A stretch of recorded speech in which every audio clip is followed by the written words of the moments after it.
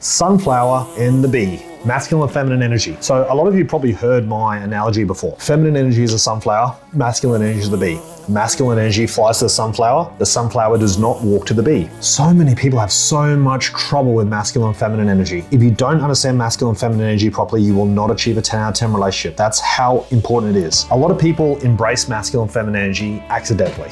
Very small percentage of people can embrace masculine and feminine energy organically. You have to learn how to do it. These aren't traits you're born with. These are very unique environments that people grow up in, so you can get really, really good at it. You're not born with it. You got to study and you got to become good at masculine and feminine energy. It takes practice. So remember, with feminine energy, girls, you got to be nurturing, caring, supportive, and joyous. Very, very powerful. A lot of women have trouble getting into their feminine energy because they don't feel safe in their environment. Basically, a sunflower is not going to grow in the shade. It needs to be watered. It needs to be nurtured. It needs to be in the sun. It needs to be fertilized. It's got to be looked after. If it's not looked after properly, it will not grow properly. Same as feminine energy. If you want a woman to step into a feminine energy, guys, you got to make her feel safe in her environment. You got to make her feel protected and cared for and all this beautiful stuff. If a woman doesn't feel safe in her environment, she feels like there's an emotional or physical risk, she won't be in a feminine energy. She'll be in a masculine energy in order to try to protect herself. And that is fine in a life and death situation, but that is not a good spot for love to grow. That's where love dies. You'll always see this at the end of relationships. The woman becomes very masculine in order to protect herself. The problem is they often stay in it and they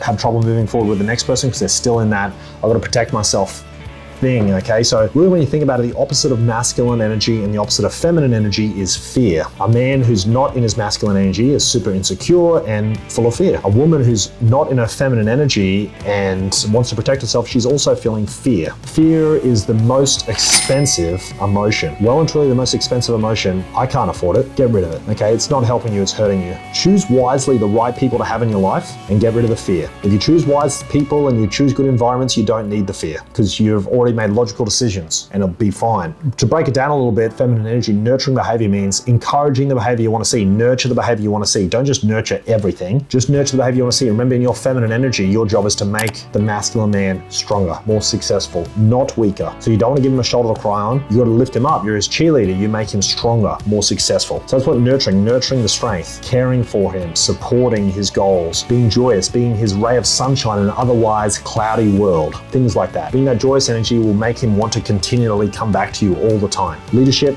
ambition, decisiveness, protection. Very important. Leadership, guys. You've got to lead the relationship to success. You've got to make her feel safe as a leader, okay? You've got to make sure you know what you're doing. Leadership also, taking extreme ownership, taking full responsibility all the time, taking responsibility for your life, for the relationship, take responsibility, get on the right path. Decisiveness, make decisions quickly. The wrong decision is indecision. Ambition, have big goals. Don't be a loser. Have big goals and go after them. Protection, your job is to protect your family, protect your wife. Now, there's probably not going to be a lot of opportunities where you have to protect her physically, but you may have to protect your family emotionally, financially, directionally. There's lots of different ways to lead and protect and provide for. If a masculine man and a feminine woman get together and they have good chemistry, good compatibility, then oh boy, what a power couple. It's so beautiful to see that they go so well together, like a yin and yang, just perfectly fit in together. They become so successful so quickly. It is absolutely incredible. If a husband and wife are fighting a lot, it's because they don't understand masculine and feminine energy. They're butting heads because the man's not being the leader and she's trying to challenge him for leadership. So they're batting heads like bulls. Very, very bad. They don't understand masculine and feminine energy at all. They're not embracing it properly. When a couple comes to me and they're fighting all the time, I teach them masculine and feminine energy. I also teach them how to effectively communicate. Those two things,